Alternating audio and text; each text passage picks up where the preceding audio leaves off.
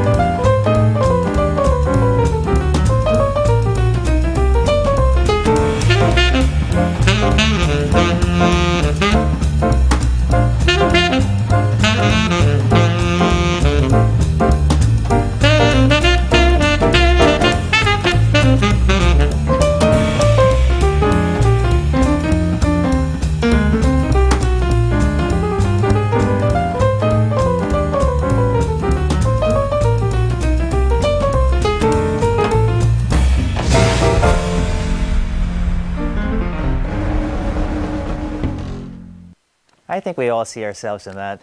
With us for more on this bundle of laughs is stage actor Joel Trinidad, who headlines the show. Good morning, Joel. Hey, thanks for having me. Hey, that's a great little video there. I mean, that really does highlight the differences between men and women. I mean, I think that's what the show is all about. Yes. I mean, let's take off from that. This is one of the, or it is in fact the longest running one-man show in Broadway history.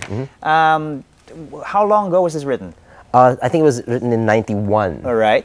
It was originally a stand-up act by this American comedian Rob Becker. Okay. And he would do a stand-up act about the gender differences, and he just kept expanding it and enriching it until it blossomed into this gigantic one-man show. Right. Yeah. Are there really that many differences, you think? Oh, you know what? When you're thinking about it now, it's like it can't be that. Men and women can't be that different. But if you watch the show, you will see that it's a wonder that men and women get together at all. It's like two different planets. Right? That's why Mars, men are from Mars, women are from Venus. That's that whole thing. Yeah. Okay. What attracted you to the material in the first place? I was attracted to it because someone called me and offered me a job. So I didn't. How so very male of you. I didn't know anything about the show. Right. But the producer called me up and said, "You want to do the show?" And I said, "Yeah, sure, okay." And they said it's a one-man show. It's stand-up comedy, and based on stand-up comedy, and I love stand-up comedy. I had never done it before, but I said, sure, I'll do it, no problem. And I read it, and I found it really, really funny. Okay. And I saw myself in it.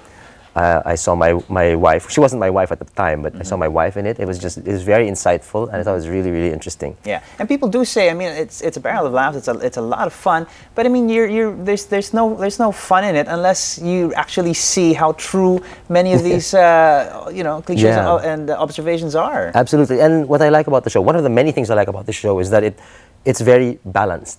It'll show both the male side and the female side, right, and how ridiculous both sides are, and also how how the good parts and the bad parts of both sides. All right. Is there any pressure? I mean, if somebody calls me and says, "Hey, do you want to do a show?" Yeah, sure. You're the only one in it, and you're gonna carry the whole show. I mean, that's a lot of pressure. It is a lot How of did you feel pressure. about that? I mean, you're a seasoned performer, but still, this is different. Yeah, no, it was it. I didn't hesitate, but at the same time, yeah, of course, I was nervous. But it's just that as an artist, you always want to do something that's you don't want to do the easy stuff. Right. You want to stretch all the time. And I had never done a one-man show, let alone a 35-page single-spaced monologue. Right. And I had never done stand-up comedy, as I said. So yeah, I figured it would be a challenge, but I jumped at the chance. Right. And this comes, at a time, I was reading a little bit of a background, or you talking about the experience. This comes at a time when you are just so busy. Yeah. You've got so much going on. And like I said, you're quite the seasoned performer. But you do so many other things outside of being on the stage itself. Yeah. I mean, you direct, you write, you produce. You were talking about some of the many other things you do. How did you fit it all in? It's just a matter of scheduling. It helps that I'm very, very OC. So I'm a scheduling nut. I'm very, very disciplined. So I'm able That's to schedule. sort of anti-caveman right there. No, you know what? It's funny because a lot of the stuff that I talk about in the show, which applies to most men, doesn't apply to me. Yeah, but of course, even if you're not very much like a caveman, Right. you'll see yourself in the show somehow. Like there's a bit in the show where I talk about how men, when they're watching TV, they can't think of anything else. They don't see anything, they don't hear anything but what's on TV. Yeah. And I'm very, very much like that. Right, true. Despite being very, very disciplined and very neat. So I feel stuff you. like that. I feel you there. Okay. What's it like to stand on stage by yourself and carry the whole show by yourself? Particularly a show like this that relies on, the first line you throw out there. It must be an eternity before you hear them laugh. God, it must feel like, are they gonna buy this or not? Am I gonna be able to carry the whole show? What's it like that little bit of that short span of time, which I'm sure feels like an eternity, until you get that first laugh and okay, this is gonna be all right. Yeah, well, it's both harrowing and exciting. The thing with a show like this is that it's not just the first laugh you have to worry about. Right, you have to be constantly laughing for the 1 hour and 20 minutes that the show goes on. So I'm constantly reliving that harrowing and exciting experience every minute or so of the show, and I have to tell you, it's the best feeling ever. I actually feel bad for people who have never been on stage, who have never done a comedy in particular. That whole instant feedback thing that you get. It's a very different discipline, I suppose. I mean, performing as a whole. But I mean, you sing, you dance, you do. I don't know about dance. I caught you in chaos. You had some moves over there. I only ever dance against my will. All right. Of course, just like any true caveman should. Which hat do you prefer most? Which feels the most comfortable to you? We're talking about being on stage as a performer, and then also the different hats that you wear. Right. Behind the scenes. Well, if you had asked me this question about 5 years ago, I would have said acting definitely, period. Right. But I've been doing a lot more directing and writing lately, and I have to say that it's now, acting is still at the top of the list, right. But writing would be a very, very close second, and directing would be equal to writing. All right.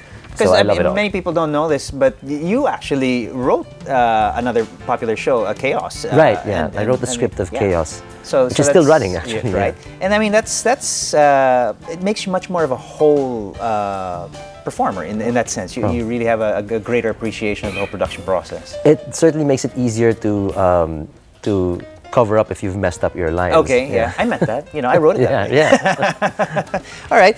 Who else is part of putting together the show? Obviously you're the only one on stage, but you've got some big names associated with the show. We have two directors, Michael Williams and Kathy Azanza, and people have commented one that is not enough. Right, it's like one guy on stage and you have two directors. Two directors. Really. But the producers, CTE Productions, decided that it would be good to have both a male and a female director, so that, as I said earlier, so that it would be balanced. Okay. And it is balanced because I do the shtick, and it would seem too skewed towards the male, for example. And if it's too skewed towards the male, the females might get insulted because it's it's fun. It's fun, but it does might. The material change though? I mean, from each time it's staged. I mean, it's been written, and you pretty much stick to that. I mean, is there a way to make it your own, or in a sense also do it in a way that, I mean, this is obviously written by an American, for an American audience. Does it come across as that? Is it universal? The themes are universal. There are some bits in the show that are admittedly very American, like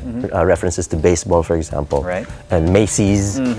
But I think we get it, though. Yeah, people will get it. If you go to the theater, if you're fluent in English, you'll get it. Okay. But the thing with that is the rights holders are very strict about it. They didn't allow us to change very much. I mean, I was able to change my wife's name in the show, so I'm not saying somebody else's name. Okay, easier to remember that way, yes. right? Okay. But we could change. We were able to change very little. The thing with, but you were asking, is it possible or is it necessary to change a little bit? You have to. Right.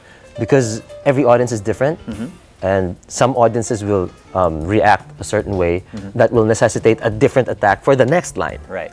And at the same time, it's a very interactive show in the sense that I do ask the audience, what do you think of this? And Filipino audiences generally don't answer, right? But sometimes they do. Right. And you don't know what they're going to answer. So you have to sort of adjust a little bit, but you have to stay on track. Because as I said, the rights holders are very strict about the script. Okay. If there's a caveman, is there such a thing as the cave woman, you think? Yes, and I do speak about the cave woman in the show. Okay. If the caveman is, he goes out and he hunts, the cave woman is there to take care of the cave and make sure that things are running smoothly and every rock in its place. Yes, so to speak. absolutely. And I do talk about that. And you do talk about that as well. Okay, it sounds like a really, really interesting show. I just wanted to touch quickly on another quick point that you had on a short write-up you did, where you started off saying, I don't see myself in this character at all. And then as the process continued, you started to say, okay, yeah, that is me. That is me. Does everybody have an inner caveman, you think? Every male does have an inner caveman, I think. Whatever your background or sexual orientation, there's a caveman in every man. Just as there's a cave woman in every woman. Okay. As you will see in the show, it's not just biological, but it's sociological. And it dates back thousands of years since the beginning of, not even before recorded history. Okay, so it's not just comedy. We're talking anthropology here. It's a science. I'm making it sound like it's really boring. It's funny. It's really, really funny. I'm sure it looks funny. That opening video really does sort of set it up for That's really my wife, by the way. Yeah.